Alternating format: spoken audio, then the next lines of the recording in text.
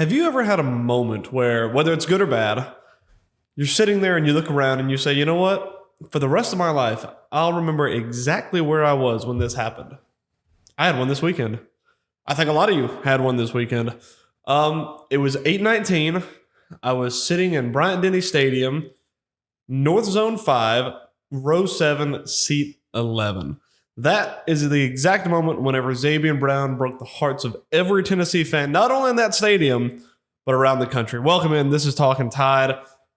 This is the Tennessee postgame show. A lot of football happened this weekend. We have a lot to talk about, a lot to get to, but I just want to say, out of all the rivalry games that Bama plays, there is nothing like beating Tennessee. I was, and you can still hear it in my voice, I was gravely ill going into this game. I couldn't breathe. My nose was so stuffy that I was taking sinus medication while at the game. It was an awful feeling going into this game. But as soon as you step out into that stadium, there is a feeling like no other when it's the third Saturday in October. It was electric. I get chills thinking about it. Whenever we walked out there into the stadium, man, there is a different feeling. I haven't had in that place in a long time. The last time that came close to it was last year against Georgia. Was really about as close as it gets, but there is nothing like third Saturday in October. I know a couple of people that were at the game and they were messaging me saying it feels different in here tonight, and it did. And the game did not disappoint. We will talk about that. We've got a lot to talk about. There's news coming out as we speak. The first thing I want to just cover is that the Florida job now wide open. Billy Napier, as expected, fired. They did win against Mississippi State, but there was not enough to keep Billy his job. That was confirmed earlier today. We all knew it was coming. And here's the thing. I like Billy Napier. I think he's a good coach. The Florida job is a tough position. They have a hard schedule every single year, and it just wasn't the right fit, and it was time to go. And the same thing that happened with James Franklin. I think that a fan base and a coaching staff and the higher-ups eventually hit this point and say, you know what? It's time to move on. There's no ill feelings between the two of us, but it's simply time to move on. And there's already names being thrown around. Personally, I thought about it last week saying, we already know this is likely to happen this weekend. Will Florida already have a guy lined up? They do not at the moment. Interim head coach will be Billy Gonzalez, the wide receiver coach. There's already talks about Lane Kiffin potentially taking the job. That would be the name I would watch out for. The only question is for Florida, you're not going to get Kiffin, I don't believe, in the middle of the season. He still has a good football team. They still have a chance to make the playoffs. So will Florida write off this year and say, you know what, this was not going to be our year, or it's not going to be our year from this point on. We just have to take our medicine and move on from this, and we'll wait till the end of the season to get a coach? Or will they go out and try and grab someone sooner rather than later? And is it going to be Kiffin? We don't know. But that's going to be a curious thing to watch. Excuse me. And for Billy Napier, like I said, I like the guy. He just wasn't the right fit, but he walks away with a healthy $19 million buyout. Okay, that's a lot already to get into. First things first, if you sat through that first segment, I hope you enjoyed it. Please, I hope you enjoy the entire show. Usually we run about an hour or so for these post-game shows. If you find yourself 15, 20, 30 minutes into the show and you say, you know what, I'm enjoying this, hit the little thumbs up button and maybe hit the subscribe button if you enjoy it. If you go back through the catalog of videos we got on this channel, if you like them, hit the subscribe button, hit the little bell notification. We'll go live every once in a while, do film studies, stuff like that. So if you feel inclined, please do so. It helps out the channel a ton. With that being said, I want to have a new segment for the week. We don't have segments on the show necessarily, but it is Monday, the day you're seeing this. At least it's Sunday, the night of recording. But we just had a weekend of football, and I'm just going to go ahead and say it. The new segment is called Good Weekend, Bad Weekend. As you can imagine, it's about teams that had good weekends and bad weekends. And the big reason for it is there is so much stuff to talk about in college football at this moment in time, but we don't really have the time, and I don't have the time to go back and watch game film and do all this kind of stuff. It's going to give you your brief overview of a lot of the college football space, but we're not going to deep dive into every single game that's on this list. We will have games after that we do deep dive on, but this is just to give you the general vibe of what happened in college football this weekend. First things first, let's talk about bad weekend. Miami Hurricanes. As many of you saw on Friday night, the Miami Hurricanes, second-ranked team in the country, fall to an unranked Louisville. They were a 10-point favorite. But thanks to 4 INTs from Carson Beck, they end up losing that game 24-21. The first game that Miami has lost all season. They're still very much in the national championship or the national title race. They're not going to go anywhere, I don't believe. But for them this week, it was a bad weekend. Good weekend. The Vanderbilt Commodores. The first time they've ever been favored in an SEC matchup going into this game. They had LSU at home, and they paid off the confidence. They went out, they beat the LSU Tigers, who were 10th ranked at the time. And for that, they'll get game day when they play Mizzou this weekend. So good weekend for the Vanderbilt Commodores. Bad weekend, Texas Tech. When you talk about one of the most talked about teams in college football this season, both on and off the field with recruiting and the style of football they play and being undefeated up to this point, Texas Tech is right up there. They've been on a good run, like I said, both on and off the field with recruiting, their play style. They've been riding a real big high, and then Arizona State comes to town.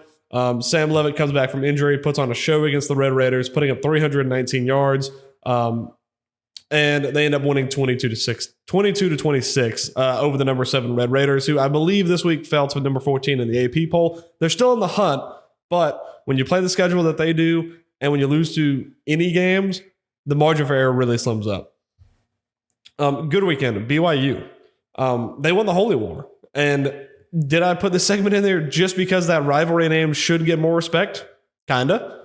But with this win, BYU is now 7-0. They jumped to the number 11 spot in the AP poll. They have a real chance of making the postseason this year. They have a good football team, but big shout out to them for beating Utah in the Holy War this weekend. Bad weekend is Army. And this game was not on a big national level. It didn't have any playoff implications. But if you haven't seen it yet, and I'll get copyrighted if I show it, so I don't have the video for you at the time, if you go watch the way that they lost that game to Tulane, it is equal parts incredible and equal parts unlucky on the part of Army. If you haven't seen it, I implore you, pause the show, go watch it. Yeah, that's a tough way to lose a football game in the dying seconds. Good weekend, UAB. Following the firing of head coach Trent Dilfer, Alex Mortensen was set to be the interim head coach for Utah. They played this weekend against the 22nd ranked Memphis Tigers. And what does he do? He goes out and upsets them. They outgained the Tigers 470 to 362 total yards. They won the time of possession, and they get their first ranked win since 2021. So congrats to Alex Mortensen and that UAB team. I mean, for those of you who don't know, UAB didn't have a football team a couple of years ago. So congrats to them for getting their first ranked win since 2021.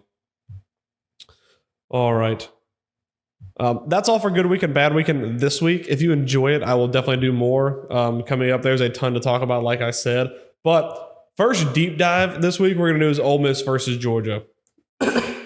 And I actually wrote this down in my script and I already failed. I was going to say, before even talking about the teams that played in this game, I'm going to read you a drive chart. And this drive chart goes 5 minutes, 14 plays, 65 yards and a touchdown. 4 minutes, 10 plays, 65 yards and a touchdown. 11 plays, 5 minutes, 75 yards and a touchdown. 2 plays, 14 seconds. This is coming back after the half. 75 yards and a touchdown. 12 plays, 550, 75 yards and a touchdown. And I say all that, and I will tell you that the team that had that drive chart going up to the third quarter lost that football game, which, of course, was the Ole Miss Rebels. They went on to lose a great game of football, all in all. A great win for Kirby and the Bulldogs. They were resilient. Ole Miss, they're a tough team to beat, but the offense that was showed in this game, it was a lot of fun to watch. We were driving on the way to Tuscaloosa. I was half dead in the passenger seat of a pickup truck. And watching this game, it was a fun back and forth. A couple of the numbers from this game, Trinidad Chambliss been turned into a really good quarterback this season. 19 for 36, 263 yards, 1 touchdown, no interceptions. His counterpart, Gunnar Stockton, 26 for 31, 289, and 4 touchdowns to his name. Great day for Gunnar Stockton. On the ground, Trinidad Chambliss was also the leading rusher for Ole Miss. 9 rushes, 42 yards, 2 touchdowns on the ground. And Nate Frazier for the Bulldogs put up 17 carries for 70 yards. Georgia ended up as a whole putting 221 on the ground. A couple of pass catchers for, a couple of pass catchers for the Ole Miss Rebels. Now, these names, I don't think they're real, but they are on the stat sheet. Dejon Stribling, number 1 from Ole Miss, 3 catches, 96 yards, and a touchdown. Harrison Wallace, the third, 4 catches, 39 yards. And Daquan Wright, 3 catches, 34 yards. Those are the top 3 for the Rebels. For the Bulldogs, Zachariah Branch, 8 catches, 71 yards. Dylan Bell had 2 catches for 57 yards, and Lawson Lucky 5 catches for 43 yards. 0 turnovers in this game. Defense was non-existent on both sides for the most part. Ole Miss scored touchdowns on every single drive outside of the fourth quarter, and Georgia did not punt the ball one single time. So the question is, can Ole Miss bounce back from this game and get back in the national title picture? Of course they can. They're 6-1. They're 3-1 in conference play. But if they do not sort that defense out, you will not make it. It's as simple as that. If you have a defense like Lane Kiffin does at this point, it's not a defense that's going to play elite football, but it's going to be a defense that plays good enough, gets you enough stops so your offense can go out there and win you football games. But when the opposing team scores on every single drive, that's not good enough. And when you talk about Kirby Smart and an offense that Georgia has, they're not exactly world-beating, but they look like against this Ole Miss team. For Georgia, I would say that their defense got the stops that they needed. And again, Ole Miss is an elite offense. Lane Kiffin runs a really good program. They've got good players over there. But Georgia did what they needed to win this game on defense. And here's the thing. I think in the past, Georgia don't win this kind of ball game. I think if you have a shootout, Georgia do not win shootouts historically. There have been a couple in the past that they've won. But whenever you say to your offense, we have to go out there and match that offense every single time, and if we don't, we're going to lose this game, chances are Georgia normally loses that game. And there's 2 reasons that they have done it in the past. Number 1 is poor running back play. Not picking up yards on the ground, not good complementary football to your quarterback play. And the second, backing up to that, is inconsistent quarterback play. We saw last year Carson Beck, and we saw last week as well Carson Beck having problems with interceptions, not putting up the yards they need through the air, whether the wide receivers weren't good enough or whether the quarterback wasn't good enough. Inconsistent quarterback play that causes turnovers and poor run game. What did they do this week? Well, they went out, they put 221 on the ground, and they went out and they put 289 through the air for 4 touchdowns. That's how you win a shootout. If you can do that, and then your defense goes out there and gets the stops that you need, Georgia can go all the way with that. Now, is that what I think is going to happen week to week for Georgia? No, I don't. I think this Ole Miss defense is flawed at best. Like I said, whenever you let an offense score every single drive that they get the football, flawed is a nice way of saying that this defense is not good enough. But for Kirby, I think that this is a big positive step in the right direction for them. There have been times in the past, especially with the run game, where the run game has not been good enough. It hasn't complemented the quarterback play good enough to take you all the way. It's been good enough to make SEC championships or to get in the playoffs. But if I would have put money on it and you told me that Georgia puts up 221 yards on the ground in this game, I will take every bet you have running for Georgia. I'll take the spread. I'll take them to cover. I will take the over. I'll do all of it. Because when Georgia has a run game, they're a national title contender. When they don't, that's when they start to struggle. And fair play to Gunnar Stockton, too. The dude went out and he had, I don't know it off the top of my head, but I want to say that's his best statistical numbers that he's had at Georgia, especially. So I think that they're in a good direction now. The fact that they can go out and they can produce a ton of offense, keeping up with a Lane Kiffin offense who's about as high octane as anybody is in the country, that's a big positive step for Georgia. Where they lack, they still need to do better on defense. And we've seen them play good defense year in and year out. I don't think that defense is a big problem for them. But when you go out and now that teams have a blueprint that can stop your, or rather that can tear up your defense, if they have a suitable, if the team you're playing has a suitable defense and they get stops, you'll be in trouble. So the defense for Georgia does have to step up in ways. They did a good job. They did what they had to do to win this game, and I don't think this will be a trend going forward for Georgia. I don't think they're going to want to get in any kind of shootout anytime soon. But the fact that they can go out and win it now is a big plus for them. So good for them. Up next, let's see. Georgia, they got a bye week this week, and they take on Florida in 2 weeks. So Florida going to look a lot different. No Billy Napier. So I expect Georgia to go on and win that comfortably. It's always a fun game, Georgia, Florida, but I expect them, especially off a bye week, to go out and handle that just fine.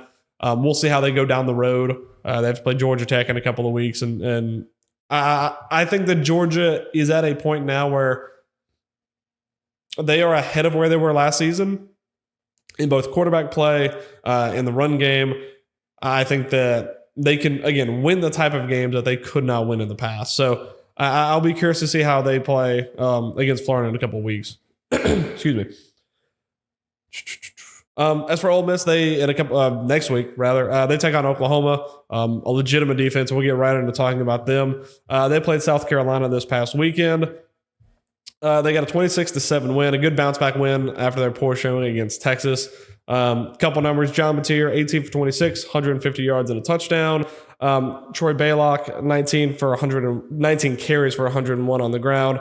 Xavier Robinson, 11 carries for 58 yards. Now, I'm going to be completely blatantly honest with you. I could not read this guy's last name. So if you notice there's a cut in this video, you can go back and find it. It's because I can't pronounce the receiver from Oklahoma's last name. So we're going to go with Isaiah the Third, had 7 catches for 73 yards and a touchdown. Javon Gibson had 5 catches for 24, and Deion Burks had 2 for 19. 148 passing yards total, not world beating, but 171 on the ground. That was plenty for them to beat this South Carolina team that's genuinely very poor. We'll just put it that way, to be kind. Lenore Sellers for South Carolina, 17 for 25, 124 yards through the air, 1 touchdown. As far as rushing goes, Rashul Fashion had 10 carries for 50 yards. Receiving, Jaden Sellers, 6 catches for 57 yards. Brady Hunt, 3 catches for 26 yards. Devon Murphy, 2 catches for 24 yards. It's not good numbers for South Carolina. When you look at them at the beginning of the season, you look at this team like an offense that could put up numbers quickly. You had a guy who was really touted as a Heisman candidate quarterback, and this team just has not panned out that way, unfortunately, for South Carolina. Did Oklahoma light it up on offense? No. But whenever your defense plays as elite and dominant as they did, you don't have to. Your quarterback's still a little bit on the mend. John Mateer came back for that game last weekend, I think too early. And he's still mending, I would say, at this moment in time. He did what he needed to win this game, didn't turn the ball over at all, took care of the ball much better than he did last week. So I think the offense did enough for this Oklahoma team, especially when you play defense that dominant. And whenever I talk about dominant defense for Oklahoma, again, I want you to look at the team that everybody thought South Carolina was going to be coming into this team. You had a quarterback who had one of the highest ceilings out of anybody in the country. Highly touted as a Heisman. They got a lot of good receivers on that South Carolina team, and you made them look very pedestrian. To be fair, they've played pretty pedestrian the past couple of weeks, but Oklahoma made them look bad. 13 tackles for loss, 6 sacks. Against one of the most mobile quarterbacks in the country is impressive no matter who you play. If you're South Carolina, you were looking to have a breakout year this year with Lenore Sellers. You had guys like Nick Harbor. It just hasn't panned out that way. And the real question is, now that you're 3-4 on the season, when do you start looking at Shane Beamer like Auburn looks at Hugh Freeze, or Penn State looks at James Franklin, or Florida looks at Billy Napier? I haven't seen a lot of hot seat talk for Shane Beamer. And here's the thing. I like Shane Beamer. I like what he's done at South Carolina. I'm impressed with what he's done overall, the culture he's built. But you're 3-4 now, and you look down the road, you have Alabama this weekend, Ole Miss, Texas A&M, and then you end up playing Coastal Carolina and Clemson. You have 1, maybe 2 wins out of that. You're going to end up with you very likely could end up with a 4-win season. 3 out of those teams, the 3 out of the next 3 teams you play are all in the top 10. It's a tough run in for South Carolina, to say the least. And I don't know. Again, I never call for people's jobs. I like what Shane Beamer has done. I like who he is as a person and as a coach. But this South Carolina team has underperformed at such a level. I just don't think you can overlook it. And I think that when you look down the road, there's no light at the end of the tunnel for South Carolina. Clemson has not been a good team this year, but they'll be favored in that game. The only game that South Carolina is going to be favored in is Coastal Carolina. Out of the last 5 games you have this year, you're favored in one of them. When you were looking to be a playoff team, Heisman contender quarterback, all that stuff. The underperforming is a real concern for South Carolina, I think. And again, I don't think you let Shane Beamer go because of this past weekend, but it certainly ramps up the discussion. It's not a good look. And you're playing an Oklahoma team that looked horrible against Texas. I mean, they went out and played their worst performance of the year by far. Had a quarterback that just came back from injury, and you went out there and you looked bad against them. Now, is Oklahoma the same team they were last week? No. But whenever you go out there and you put on a performance like that, people start to ask questions, and I don't know if South Carolina has answers to it. So we'll see how that is going forward. For Oklahoma, the next couple of weeks, they have Ole Miss up next. Then they have Alabama, Tennessee, Missouri, and LSU. All those teams are ranked as well, by the way. These 2 teams have got some of the toughest run-ins in the country. Oklahoma's outlook is a lot more positive than South Carolina, but I mean, you can still see 2 losses in there pretty comfortably. A 1-loss team now. So, I mean, if you throw in losses to teams like Alabama or Tennessee, that playoff discussion gets a little bit more hectic. The SEC as a whole right now is kind of just the best beating up on the best. So it doesn't help. It doesn't help the SEC in that case, but Oklahoma and South Carolina got 2 of the hardest run-ins in the country. So if Oklahoma does make the playoff, they've earned it. I'll give them that this season. And what Brent Venables has done this year, he's proven we can play good enough offense to complement elite defense. And that's always going to be what Venables has done. I say it every year. It don't matter how good his offense is. He can have the worst offense in the country, but he's still going to make it a competitive game because his defense is always going to be so good. So good for Venables. They're going to be a tough test for Bama in a couple of weeks. We'll get to that. But yeah, South Carolina, not in a good spot right now. Oklahoma in a good spot, but with that loss against Texas last week, much less margin for error. On to the next game, and I don't want to harp on this game too much. There wasn't much to talk about on the field, but we're going to talk Mizzou-Auburn. Mizzou goes into Jordan Hare. They get an overtime win against Hugh Freeze and the Tigers. Mizzou came off a tough loss against Bama. They played hard. They feel like they had a real good chance in that game, and they did. So coming off a tough emotional loss, you got to go to Jordan Hare, a tough place to play. And they went out, they gritted out a win. It wasn't pretty on either side of the ball. Bo Pribula had 23 for 40, 252, and 2 interceptions. Ahmad Hardy, 24 rushes for 58 yards. And I don't want to say this talking bad about the guy, but as soon as you start playing real competition, that Ahmad Hardy number starts coming down pretty rapidly. He hasn't had his best weeks the past 2 weeks. Pass catching for Mizzou. Let's see. Again, not impressive. I think they had less than 200 yards through the air. They had less than 100 yards on the ground.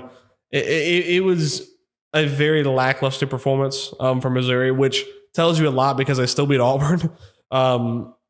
Auburn's numbers: Jackson Arnold, 18 for 30, 207, and an interception. Rushing for Auburn, Jeremiah Cobb had 19 carries for 111 yards.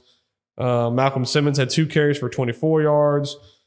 Receiving, Cam Coleman had 6 catches for 108 yards. I want to talk about this real quick. I feel bad for that dude. And it takes a lot for me to feel bad for a Auburn player. Cam Coleman is too good to be sitting in Auburn. And I think that's been the majority of the feeling around the country, both in Auburn camps and nationally.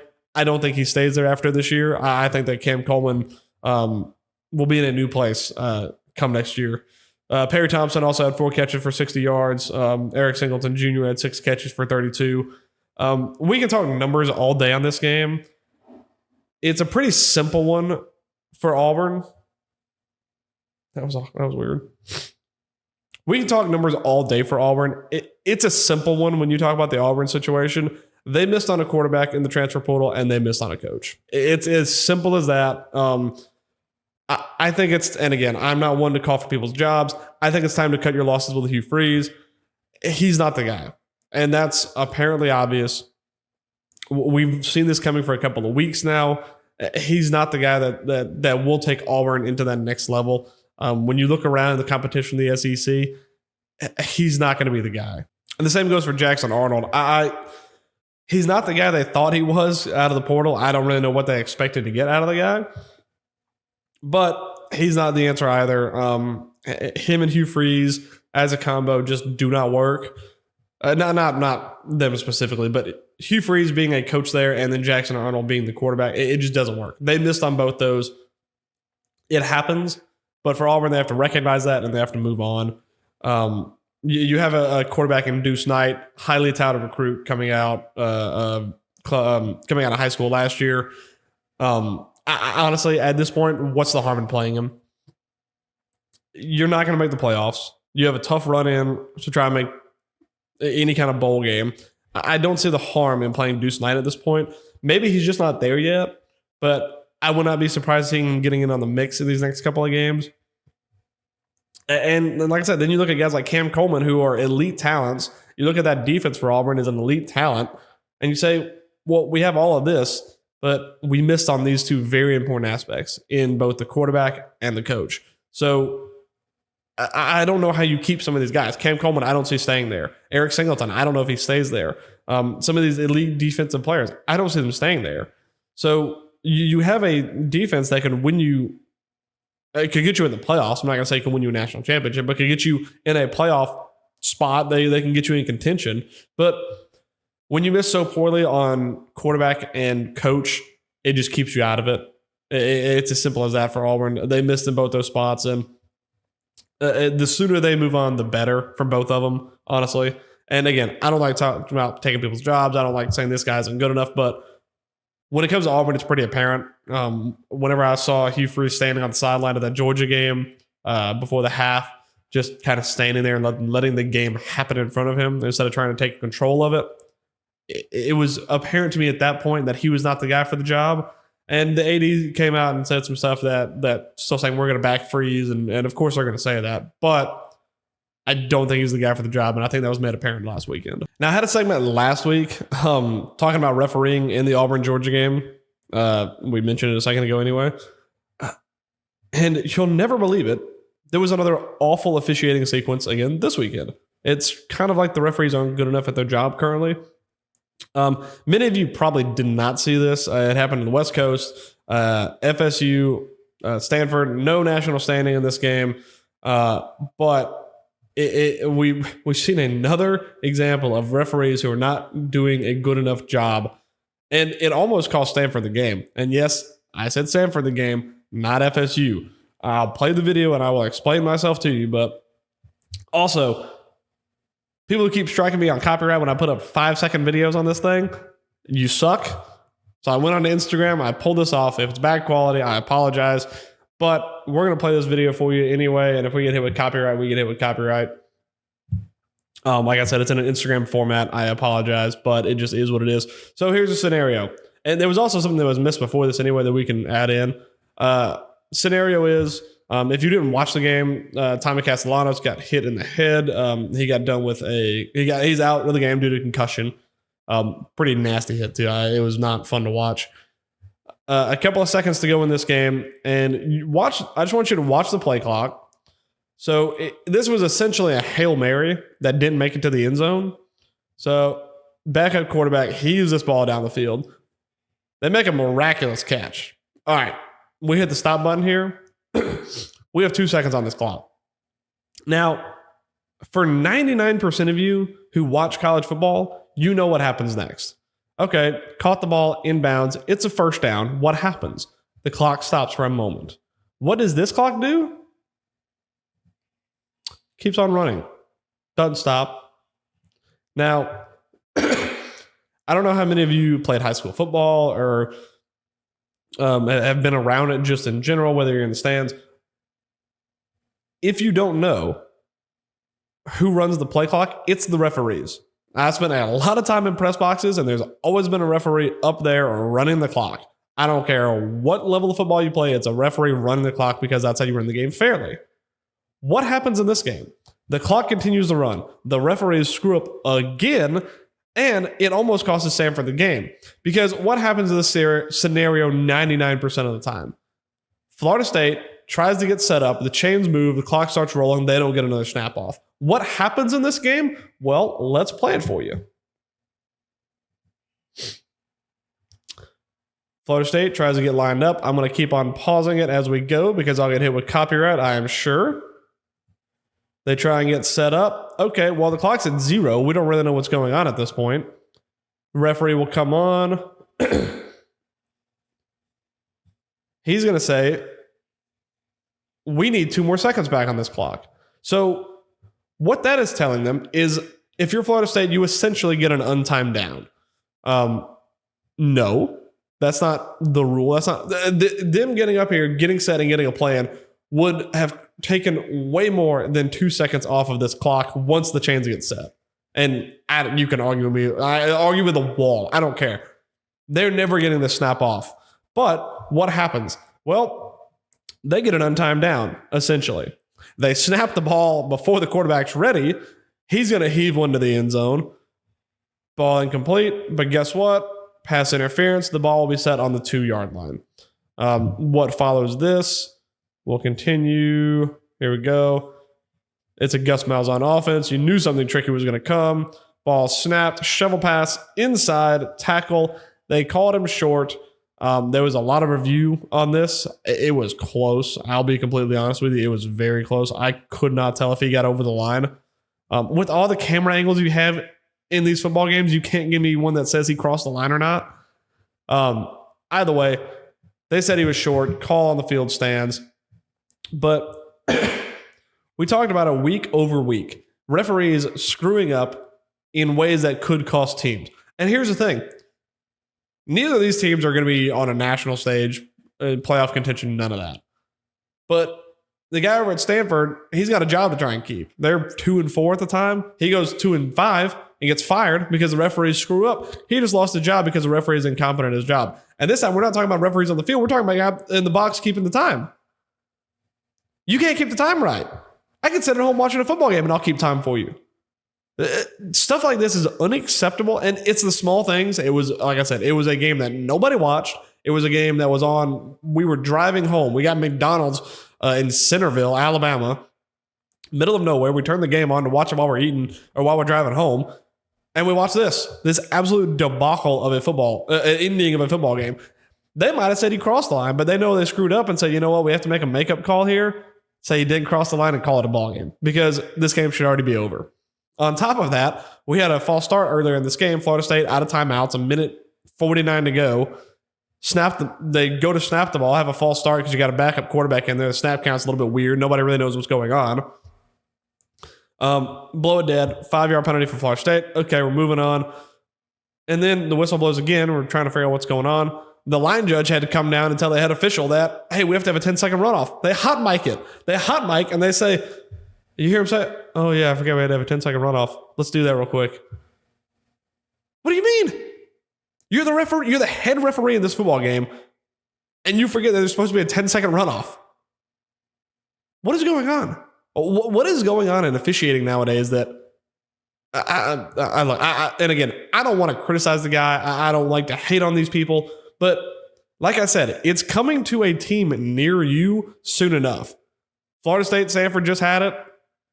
Georgia, Auburn had it last week. It's coming to a team near you when you have incompetent refs every week in every spot in the sport. And again, I don't like to rag on these people. I don't want to be a referee audit page, but this stuff has to be talked about because when you have a multi-billion-dollar sport, you cannot have part-time employees running the sport. When they're on the field, the referees are the be-all, end-all of the game. And they're part-time employees who forget the rules. So that's all I want to say about that, but I had to bring that up. I saw that debacle happen. I said they were genuinely this far away from being the first thing that was posted today. So that didn't happen because they didn't win, but it was a debacle, to say the least. Okay, we're going to get down to what everybody wants to talk about. But again, if you are enjoying the show, please hit that like, please hit that subscribe button. You can see it on here. Follow on the socials. I don't really use the Twitter one, but Instagram, Facebook.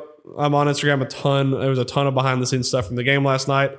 And that's what we're going to talk about. The Alabama Crimson Tide beat the Tennessee Volunteers 20-37. The third Saturday in October does not miss. I say this as a fan. I've been in some loud stadiums. When that interception, when Zabian took that ball away, that was one of the loudest pops I've ever heard in the stadium. I'll tell you what, we got the video. And again, if you were on Instagram, you saw it first. Let me see if I can't pull this video up real quick. Sorry. All right, here we go.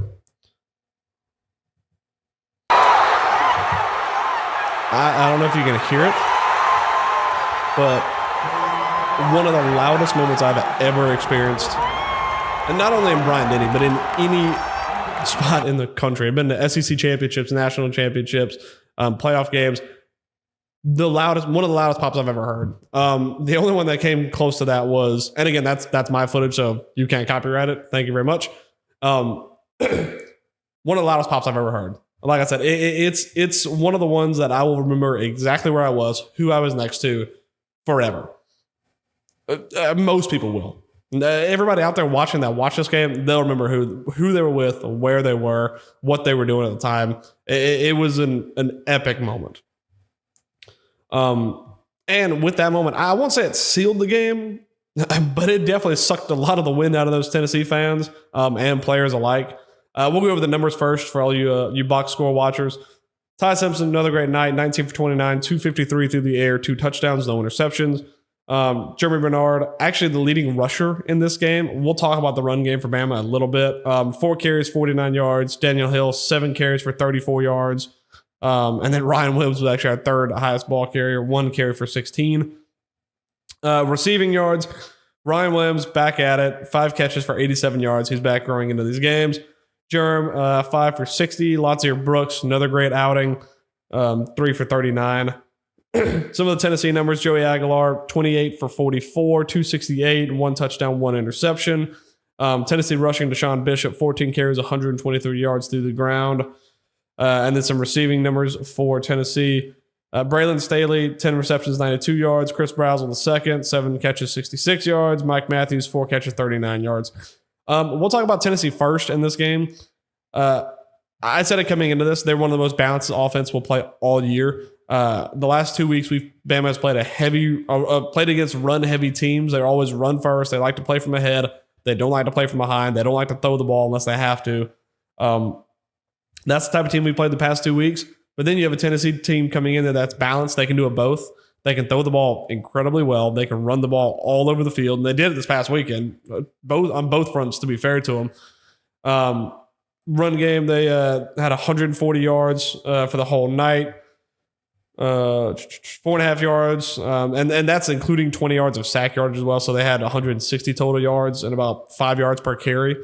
With a long of 44. And Bama has struggled to stop the run a lot this year. Whenever we play more balanced teams, whenever we play like a team like Vandy or Missouri, it's much more one-dimensional. You are there to stop the run. But whenever you play a team like Tennessee that's got an elite group of wide receivers, a good quarterback, great running backs, it's much harder to slow the run game down and the pass game too. You have to worry about both. And to be fair to Tennessee, they did a good job of moving the ball at times. Oh, sorry. I mean, they got 268 through the air. Tennessee had more total yards. They had more rushing yards. They had more passing yards than Bama did. But the biggest thing is, and this was always going to be a game of moments. I think I said that in the preview show. It was always going to be a game of moments. And who won the moments? Bama won the moments. Biggest one of the game right there. Pick 6, 99 yards, 14-point flip going into the half. When you talk about a moment, that's a moment. A couple other big moments as well. The safety, big defensive stop, got a safety, gave the ball back to the offense. This Bama team was clicking on all fronts for the most part. going into the half, up 23-7. We'll start with the offense. There's a ton to talk about. There's a ton I want to get to with this Bama team. We'll start simple. We'll go to the offense first. We'll go Ty Simpson. And I always kind of dread talking about Ty Simpson because I sound like a broken record.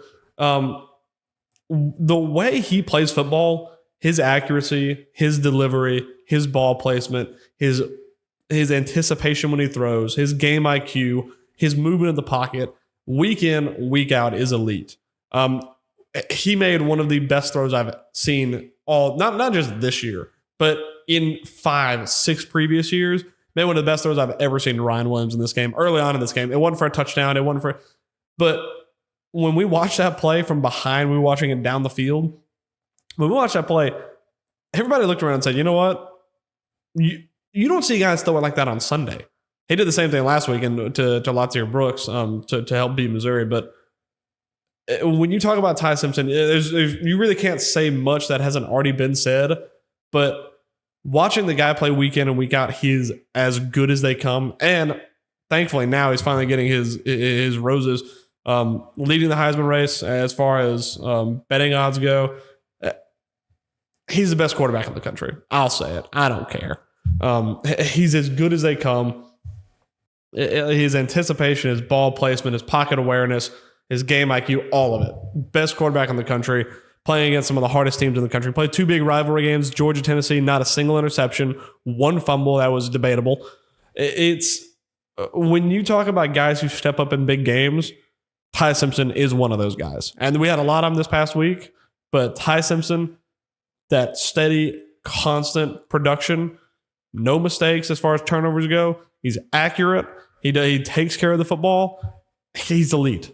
It's as simple as that. He is an elite quarterback, and he's finally being talked about it like one, but we've said it for weeks and weeks here. He is as good as they come.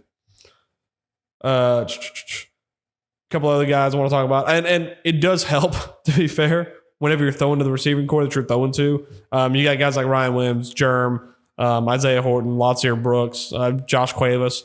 All of them did a good job this past weekend. Ryan Williams, good resurgence, 5 catches, 87 yards. Had some of the better catches I've seen him have this year.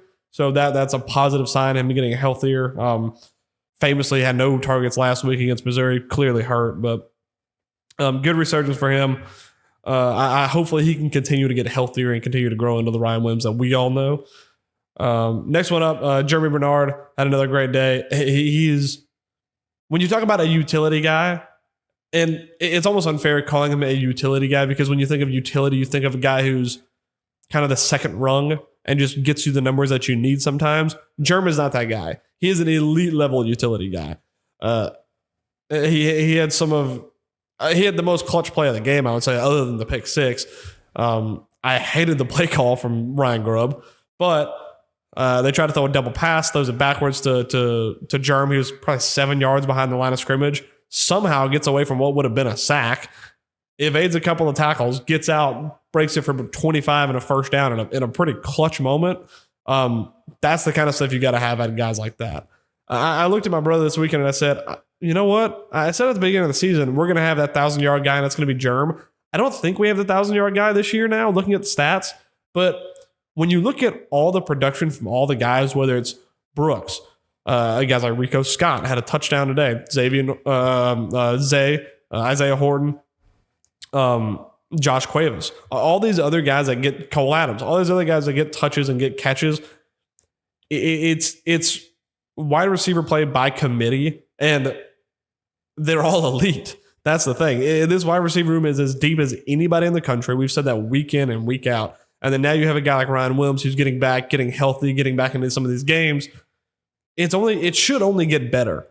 And to add on top of that, offensive line play, and we give them a lot of stick at times as Bama fans. We give a lot of stick to this offensive line. 0 sacks. Not a single sack given up in this game. I think we only gave up 4 tackles for loss, and they would all been on runs that we just couldn't find running room for, and we'll talk about that. But zero sacks in this game against a Tennessee defense that their secondary is soft, so they knew that they were going to have to draw up a game plan to bring blitzes and bring pressure and try and bring Ty down. They didn't do it a single time this weekend. There were times in this game, early on, first drive of this game, first play, I think, of the game, Vandermark got blown up. and I was a little bit concerned. He got beat again on the play after, and I was a little bit concerned. But from then on, they buttoned it up. They did a great job of protecting Ty, giving him time, and that's what happens when you give a elite pocket passer. When you put a offensive line around him that knows how to protect him, and we're still playing with parts and pieces and moving guys around, but we're getting on the right track now as getting the right guys in place. Michael Carroll started this game at right tackle. So I think we're finding the right pieces at the right time. And again, when you give a quarterback like Ty Simpson with the wide receivers that we have and the offensive coordinator that we have, we can beat anybody in the country. And then you have a defense on top of that who played a good game, who gets turnovers, they make moments happen. I mean, we are right up there in talking about best teams in the country. There's a ton of good teams out there. I still think Miami's a good football team. Ohio's probably the best team in the country right now. You have Indiana, you have Oregon. But when you talk about teams that can do it on both sides of the ball right now, Bama's right up there. We do have to talk about that run game a little bit. There's a lot that goes into it, and there does need to be context. I think that Tennessee team knew that they were not going to be able to really stop the pass. So they sold out to stop the run and then sold out to try and get pressure on Ty.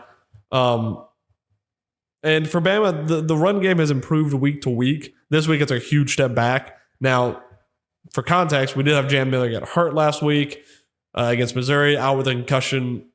I'll be honest, I didn't like him playing in this spot. I know there's a couple other people that did not like him playing in this spot either. But I get it. Jam wanted to go and wanted to play Tennessee in his senior year. I understand. I get it 100%. I do. But I just don't think he was ready for this game to be back. Did a good enough job in pass pro at times, but 12 carries for 15 yards ain't it.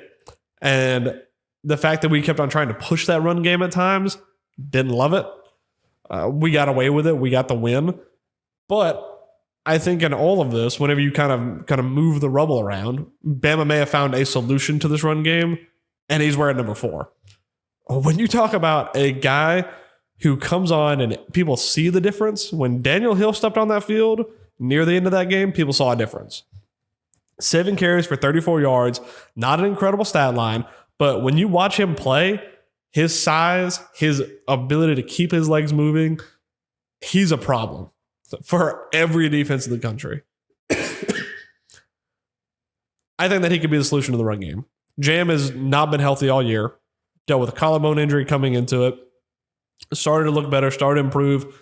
Had a good week against Vandy, a good week against Mizzou. Gets hurt. All right, well, again, we're back to kind of square one with him saying he's not going to get a ton of reps in practice. And he has not been able to hit his stride. And it sucks for him because I want him to do very well.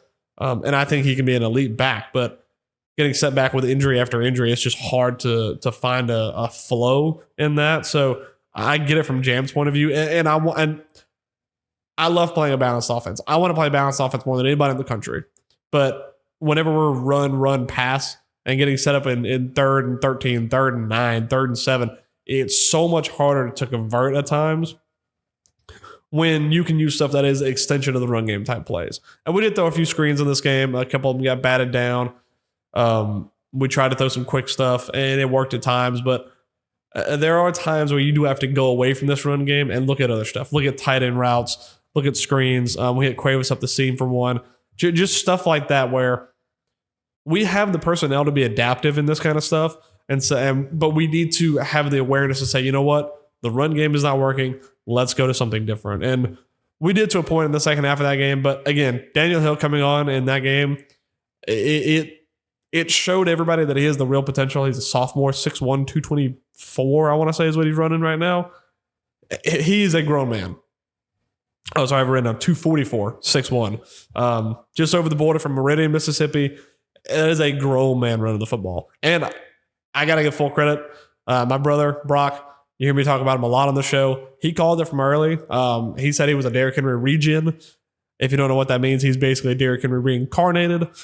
And he looks like it. I mean, that dude is a unit of a human being. Now, I'm going to out him and say he got all of his stats from a video game, but he is a unit of a human being, and I think he can be used a lot more. Can be good in pass pro. He's huge. He can eat up linebackers. but he can also run the ball. So I think we'll see a lot more of 4 going forward this season. On to the defense. So on the surface of this defense, people say, oh, what a great game. We didn't do great in run blocking. We gave up a lot of yards. But here's the thing. I went into this game, and I think I put it out on social media. We can't flip on this defense if Tennessee starts getting some. Tennessee's always going to score points. They're going to move the ball quickly. They're going to get yards. We can't flip on the defense and say, we've had 3 or 4 good weeks. All right, but we're playing an elite offense, and now we're going to flip. We can't do that.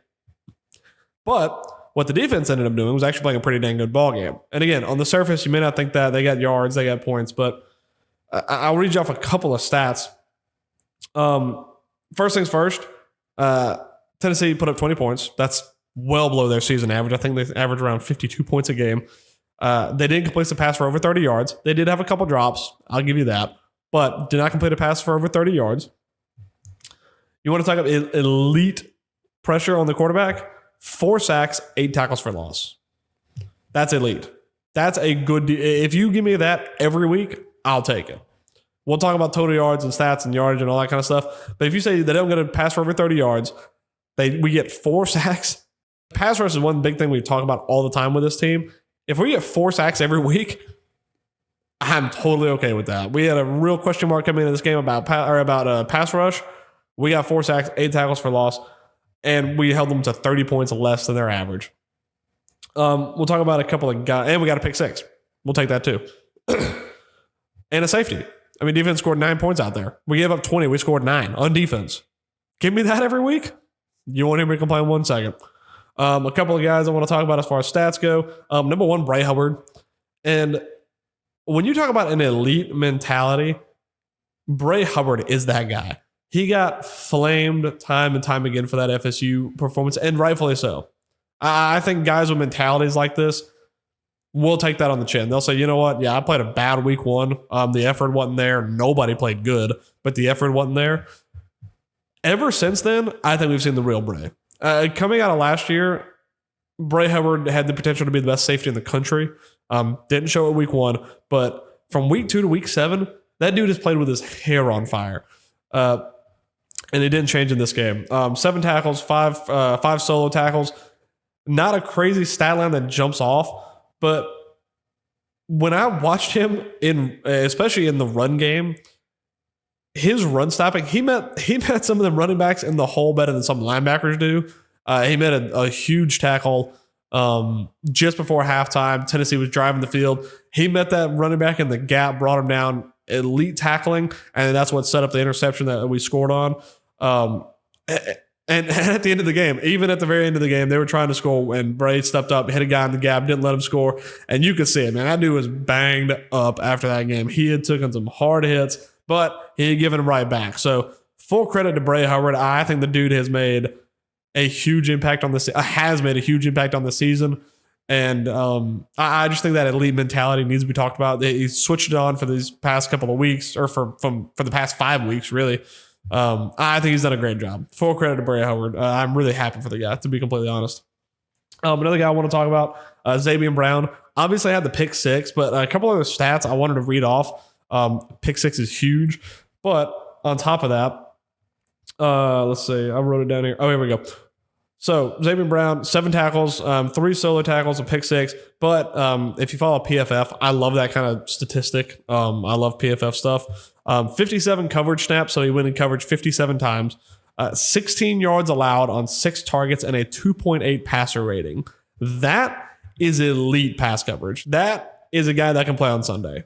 And when you add on a pick 6 on top of that, and when you look at the receivers he's going up against, that is A++ numbers. That is, you could go against App State, and those numbers are great. When you're playing against Tennessee, those numbers are fantastic. That's the kind of numbers that jump off the page. He's been good most of the year, but if you want to sit down and watch somebody play elite corner, that's how you play cornerback. So good for him. Another guy, huge numbers this week, Yanze Pierre. 6 tackles, 5 solo tackles, and 3 sacks. And a safety on top of that. We talk about we want guys to step up in big moments. And Yonze Pierre stepped up in a huge moment in a spot that we talked about it for the past couple of weeks now. We're banged up on that D line and we're banged up on pass rushers. And we're looking for guys like that to step up. We say, oh, Keon Keeley did a good job last week. Yonze Pierre went out there and he made himself some money. And we'll be straight up. He made himself some money this past week. Excuse me. He made his spot known early on. Got a sack. I want to say on the first or second drive of the Tennessee game. Got a safety. He was elite. So shout out to Yonze Pierre. I hope that we can see him continue to grow in that spot. And for that defense, we're so banged up in so many spots. Guys are moving around constantly. As far as spots go on defense, from linebacker to Husky to Bandit to all this kind of stuff. They have to learn a new spot almost every week. So shout out to him. He went out. He played great. I hope he can continue to do so. We need a guy who can step up and pass rush. And if it's going to be Yonze Pierre, we'll take it. He did a fantastic job. Joey Aguilar will have nightmares about 41 for the rest of the season. Another good guy who stepped up for me as well. I thought that Nikhai Hill-Green played a good game. And Nikhai Hill-Green's one of those guys. We saw Justin Jefferson a couple weeks ago. Great cover linebacker. Made a lot of tackles. I want to say it was against Vanderbilt or Wisconsin. Great play from him. But Nikhai Hill-Green's one of those guys that go a little bit under the radar. But every time I watch him play, he's elite. He moves side to side so well. He covers the whole field. But in this game, he made a couple of plays, especially at the very end of this game when Tennessee was trying to score. If you can go back and watch it, he made one of the best jumps on a ball I've ever seen. He got into the backfield before the ball almost got handed to the running back, and he was able to blow it up. So shout out to him as well. I think he had decent numbers. Yeah, he had 6 tackles, 4 solo, 2 for loss. So good for him as well. Big transfer portal pickup. So if we keep bringing in guys like him, we'll be okay on the defensive side as long as we stop getting injuries. The last thing I want to say about this defense is whenever we talk about maturity and growth, this defense has done it before our very eyes, especially that defensive line and that linebacker core. If you would ask me what our weakest spot, no injuries involved, at week 1, what our weakest spot is, I would say that linebacker room. But now watching week to week, watching them grow week to week, seeing Bray Howard, he's obviously a safety. I know I'm going to get that comment. Watching him step up in run game, watching Yonze Pierre, watching Keon Keeley, Nikhai Hill-Green, Justin Jefferson, all these guys. And I know we got edge rushers versus linebackers. When I talk about that defense as a whole on that front side, those guys have grown up before our very eyes. Kane Womack has turned them from a unit I was very concerned about going into the season. The secondary on this team is great. I think our secondary is the best in the country. We got true freshmen out there making plays. You got guys like Xavier Brown, Bray Howard. We're fine in the secondary. But when we talk about linebacker, I talked about it in the preseason. It's a thin spot, and then we get injury after injury after injury. Guys are having to figure out, play new spots every week. You have to figure out something new for Kane Womack. You got to put guys in different positions. But these guys have done it. They've stepped up in some huge games. They stepped up in Georgia, Mizzou, Vandy, and now this game against Tennessee. They've, I would say, matured before our very eyes. They have done a fantastic job of stepping up, adapting, and making it work. It doesn't have to be pretty. Damian Harris said it. It doesn't have to be pretty. But if you go out there and you win 4 ranked SEC games in a row, people start to take notice. And that's what we just did. For the first time in history, Bama or anybody went out. We beat 4 SEC ranked teams in a row. That doesn't happen by accident. That happens from guys stepping up, earning or owning up to saying, you know what, we played awful against FSU, but we're not going to let it happen again. We played bad last year against Vanderbilt. We're not going to let it happen again. Oklahoma last year. We're not going to let it happen again.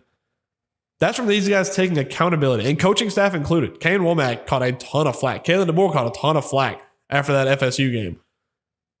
But each one of them has held themselves accountable, and now we are a team. This is a team on defense, on offense, a coaching staff. These guys want to play and they want to win for each other now at this point. And here's the thing that everybody else should be scared about, we haven't popped yet. Bama has not played their best game of the season yet. We have not played 4 quarters of football. And we've still gone and we beat 4 ranked teams in a row. What happens when we pop? When we have that week where every play on the offense is clicking, when we have a run game, when the offensive line plays elite, when we have pass catchers who are catching the ball and they're healthy, when we have a defensive line that's healthy, what happens then? That should scare every other team in the country, because this team just went out. They beat the number 10 team beat the number 11 team in the country. We beat Georgia away. We beat Vanderbilt. They have game day this week. They're 5-1. Beat Mizzou. They were undefeated going into that game. Beat Tennessee. Oh, they lost against Georgia. They should have beat Georgia. What happens when Bama pops? That's going to be a scary team for everybody in the country. I don't care who you are. I don't care if you're from Columbus or Oregon. I don't care who you are. When Bama pops, I'm not going to say it, but I'm not going to say that. I don't want to give this team too much praise because we never do well with that, but that number 1 spot can be taken away pretty quickly when this Bama team pops. And again, for that offense, we didn't play our best game, but I didn't like some of the play calls that we had. That double pass, I hated that. We made it work. But when I look up and I see we had a 99-yard touchdown drive, we had a 97-yard touchdown drive, 93-yard touchdown drive. It works. It doesn't have to be pretty. Like Damian Harris said, doesn't have to be pretty, but if it's effective, that's how you win national championships. We can go sit here all day and say, oh, well, Bama didn't do this very well. Bama didn't do this very well. Bama didn't do this very well, but they're winning and they're winning and they're winning. And then whenever you come to national championship or playoff time and say, you know what? Bama didn't play their best game, but they just won a national championship. And I'll still be hypercritical up to that point. But if we keep on saying, okay, we still need to improve on this, we need to improve on this, we need to improve on this, after you have a ring, you're good. So we keep our heads down. We keep on grinding. We keep on working. We had a tough game this weekend against South Carolina. We'll get into that as the week goes on.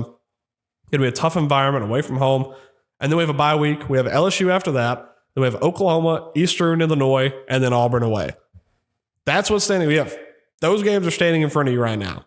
We got to take it week to week, continue to do so. But the way this team has grown and they matured, coaching staff included, I love seeing Kalen DeBoer get into it with some of the officials. After the game, Bama guys were getting chirpy with Tennessee players. I love that kind of stuff. Everybody loves that kind of stuff. That's the kind of stuff we want to see out of these Bama teams. So I think if they continue to grow the way they have, continue to improve, get some guys back healthy, we have, again, a tough run of games. Oklahoma's going to be a hard football game. Auburn away is always tough. So we can't let our foot off the gas, and I like that DeBoer says that. You know, you got Sunday to rest, then Monday we go back right at it. Then you have a bye week after that.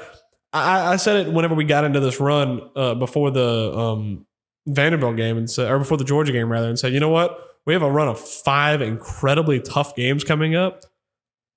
If you put your head down and you grind and you grind and you grind and you look up and you take it one game at a time and you're 4-1, that's a good run. If you look up and you're 5-0, the sky's the limit at that point. This team is not the same team we saw against FSU in week 1. It's a different team. And if we continue to grow and improve and continue to do the right things, the sky's the limit. Simple as that. I appreciate all you guys hanging in. I think that's going to do it for my ramblings on this show tonight. I actually don't know how long we ran tonight, but if you made it to the end of the show, please drop down. Please hit that like. Please hit that subscribe button. Follow on Instagram. There's a ton of stuff that goes on over there. All the behind-the-scenes stuff from the Bama game, all that good stuff. So, again, please hit the like. Please hit the subscribe button. I appreciate all of you. I want to do more shows. We have the great new set. If you hadn't been here last week, we got the great new set set up. So it's a lot more easy for me to do videos. I want to do maybe 4 a week if I can manage it. They probably won't be long format like this, but if we could do 4 a week, that'd be great. If you guys want to see that, let me know in the comments. If you enjoyed the show, again, please hit the thumbs up button. If you didn't enjoy the show, drop a comment. Let me know that I'm wrong. I'd take all of it. Any kind of interaction, we take it over here. So I appreciate you guys. I will catch you guys in a couple of days. I would like to drop a video on Wednesday or Tuesday. I'll keep you updated about that, but keep your eye out. Hit that little bell notification so you know when we do post here. I appreciate all of you guys, and roll Tide.